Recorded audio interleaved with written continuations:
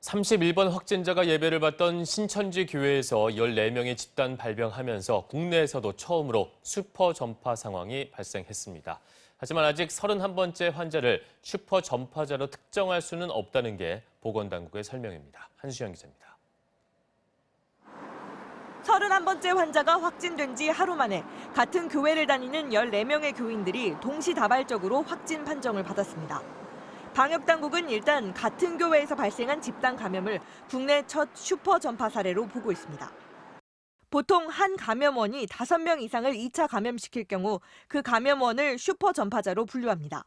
싱가포르에서 감염된 영국인 확진 환자는 프랑스와 영국 등에서 모두 11명을 감염시켜 슈퍼 전파자란 이름이 붙었습니다.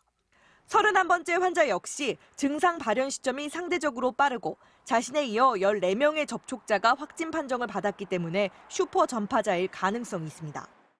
하지만 방역당국은 31번째 확진 환자 역시 누군가에게 2차 감염된 사례일 수 있다며 슈퍼 전파자가 누구인지 몇 명인지는 역학조사를 해봐야 한다고 말을 아꼈습니다.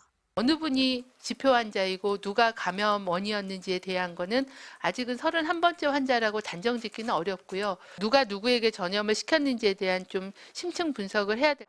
슈퍼 전파자가 누군지는 아직 알 수 없지만 일단 분명한 건 예배당이라는 밀집된 공간에서 밀접 접촉이 상당히 많이 일어났다는 것. 추가 감염 확산을 최소화하기 위해선 누가 감염됐는지를 찾아내는 게 급선무입니다. 방역당국은 31번째 확진 환자가 발병 이전과 이후 각각 2차례씩 모두 4차례 예배에 참석했다고 보고 이때 참석한 교인 명단 확인에 나섰습니다. 그러나 참석자만 최소 1,000명이 넘을 것으로 보여 교회 측과 교인들의 자발적 협조가 무엇보다 절실한 상황입니다. MBC 뉴스 한수연입니다.